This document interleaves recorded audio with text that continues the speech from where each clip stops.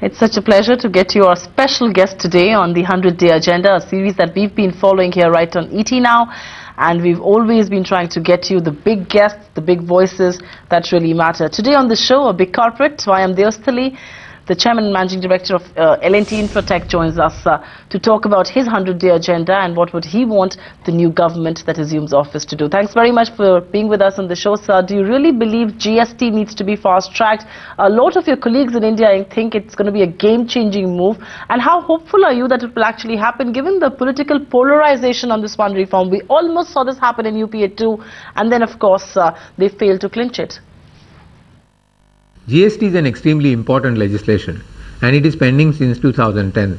I think it's very important for political parties to come together and look at it from an economic perspective rather than from a political perspective. What has happened actually is that people have really not looked at the benefits of GST holistically from an economic point of view. GST clearly does three things. First, it reduces cascading impact of taxes. Secondly, it also reduces prices to the extent of 5 to 7%. The third important point is that it also improves the administration through online governance models. Last but not the least, I think there is a very, very telling good impact on inflation. Because if the prices comes down, inflation is expected to soften, and as a result of which the demand for goods will also is expected to go up. So I think it will also have a very good impact on the manufacturing sector. Right. Mr. Deosthalee, you are widely considered as an expert in the infrastructure space.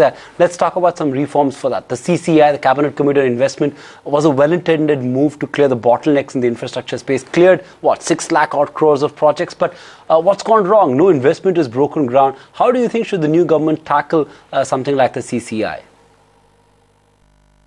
See, many of the projects which have been cleared are in the infrastructure sector. We believe that some more than 6 lakhs crores worth of projects have been cleared. However, clearing project is one aspect. There are several other hurdles which also need to be looked at. Infrastructure projects are typically have long gestation period, and so if they are stuck for 2 years, the delay results in cost increases. And delay also sometimes makes the projects unviable. So viability of some of these projects need to be looked at afresh. The second point is that these cost overruns, which many of these projects have suffered because of delay, there has to be some mechanism of lenders supporting these cost increases. And in addition to that, there has to be fresh equity money which has to be brought in if you are talking of private sector projects.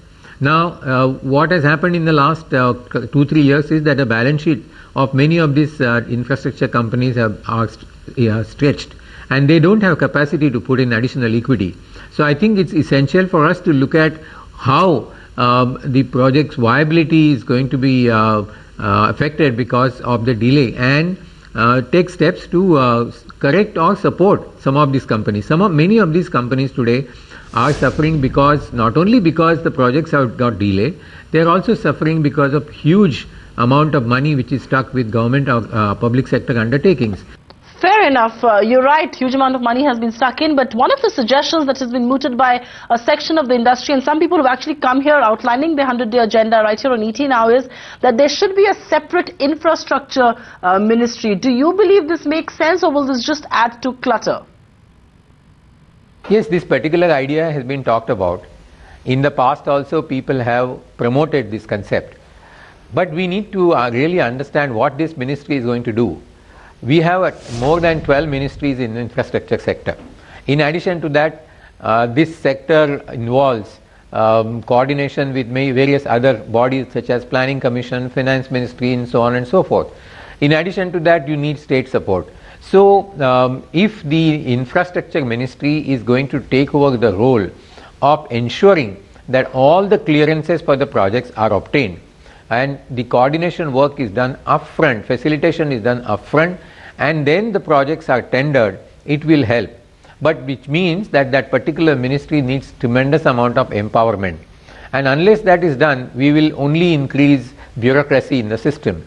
And so I don't think we need any more delay for any of the infrastructure projects. So what we need is actually faster clearance, faster implementation, quick action by all the ministries, a cohesive approach, also a facilitative approach, proactive steps, but introducing one ministry without empowerment is not going to help much. Let's talk about the power sector as well, which is critical to infrastructure. How do you think should the new government really get down to solving the whole power, the mess that the power sector is in, and also address the issue of fuel linkages? I think what we need in power is a holistic approach, and there are several ministries involved here, and all of them need to sit together to make sure that this industry, which is suffering badly, and today many of these power projects are becoming NPAs, so they will need respite from the financial sector as well, and therefore a real good quality holistic approach required for solving this problem which is staring at us. Mr. Deosthalee, Chairman of L&T Finance, thank you so much for taking the time out and joining in with that perspective on the 100-day agenda. Thank you, sir. Time for a short break here on Business Tonight. But up ahead in our special segment, Voice Vote, we get you a glimpse of what young Mumbaikars are making of this election season. Take you to the SPJN campus to get a sense of what young India is watching out for.